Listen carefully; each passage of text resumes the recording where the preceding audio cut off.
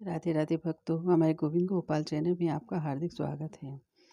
अगर आप हमारे चैनल में नए हैं तो हमारे चैनल को सब्सक्राइब कर लीजिए और वीडियो को लाइक अवश्य कर दीजिए, क्योंकि पूजा पाठ से संबंधित सभी सटीक जानकारी हम आपको अपने चैनल के माध्यम से देते रहते हैं। आज हम आपको पौष कृष्ण पक्ष की सफला एकादशी की व्रत कथा सुनाते हैं। इतनी कथा सुनकर महाराज युधिष्ठिर ने कहा, भगवान पौष कृष्ण एकादशी का क्या नाम है और उसके व्रत का क्या विधान है और उस दिन किस की पूजा की जाती है, कृपा कर विस्तार पूर्वक कहिए, मेरी सुनने की इच्छा है। युधिष्ठिर के ऐसे वचन सुन भगवान कृष्ण बोले, हे पांडुनंदन, पौष कृष्ण एकादशी को सफला एकादशी कहते हैं। इसके देवता श्री नारायण भगवान हैं और इस एकादशी को इन्हीं की पूजा होती है। नारायण दक्षिणा सहित यज्ञों से उतने संतुष्ट नहीं होते जितना एकादशी व्रत सहित रात्रि जागरण से संतुष्ट होते हैं। उसी प्रकार देवताओं में विष्णु भगवान, मनुष्यों में ब्राह्मण, नागों में शेष और पक्षियों में गरुड़ श्रेष्ठ है। उसी प्रकार सभी व्रतों में एकादशी व्रत श्रेष्ठ है। एकादशी का व्रत करने वाला पुरुष धन्य है और मेरे लिए भी पूज्य है।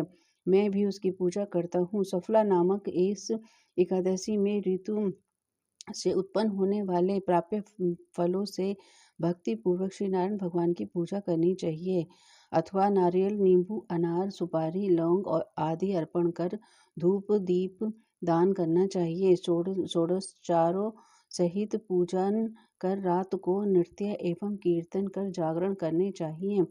पुरुष एकादशी व्रत के समान जो यज्ञ का पुण्य फल है वह किसी दूसरे व्रत का फल नहीं है।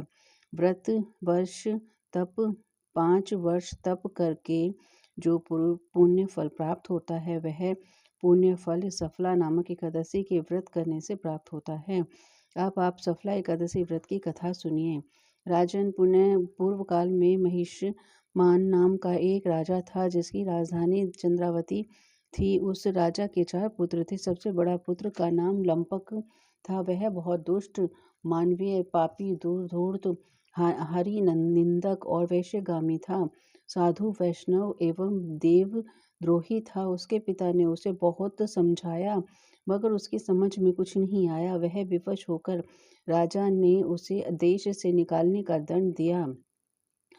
राजकुमार लुम्पक दंडित हो पास के ही एक वन में जाकर रहने लगा और अपने पिता के ही राज्य में चोरी डाका डालकर प्रजाजनों को तंग करने लगा। राजा के अनेक प्रयत्नों करने पर भी वह पकड़ा न जा सका और पकड़कर उसे दंड नहीं दिया जा सका।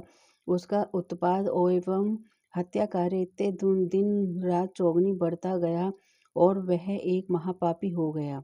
संयोगवश उसने अपने स्थान वहाँ पर बनाया जहाँ पुराने पीपल के नीचे था। वह किसी समय तपोभूमि, किसी साधु संत की तपोभूमि रह चुकी थी।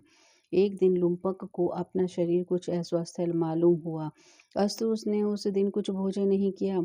दूसरे दिन एकादशी थी। लुम्पक को बड़े जोर का ज्वर आया और वह दिन भर अचेत पड़ा रहा। मध्यमा समय में उसे कुछ भूख सी मालूम हुई और वह धीरे धीरे चलकर वन से ज्यों त्यों कर कुछ फल ले आया और पीपल के पेड़ के नीचे बैठ गया। थकावट से उसका शरीर पुनः भारी हो गया और फलों को खाने की इच्छा नहीं हुई।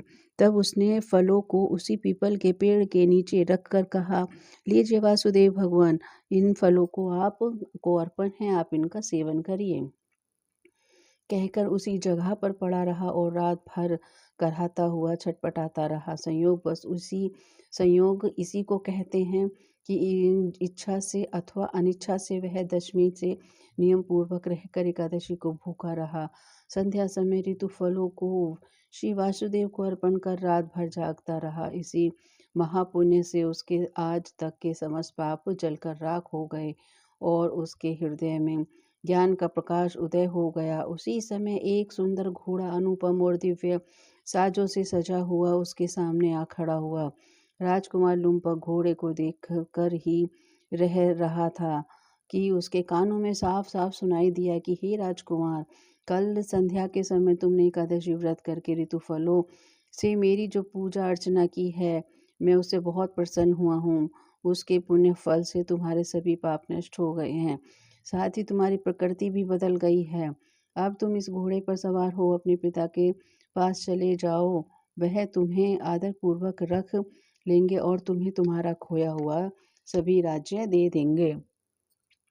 राजकुमार लुम्पक ऐसी आकाशवाणी सुन बहुत प्रसन्न हुआ और तत्काल ही दिव्य घोड़े पर बैठकर वस्त्र आभूषणों से भूषित हो घोड़े पर चढ़ अपने पिता के पास जाकर उन्हें प्रणाम किया और सारा का सारा वृतांत उनको कह सुनाया। राजा अपने पुत्र के ऐसे वचन सुन और उसे परम तेजस्वी जान अत्यंत प्रसन्न हुआ और शीघ्र ही घर बाहर का सारा बंदोबस्त कर राज्य भी उसको हाथों में सौंप दिया।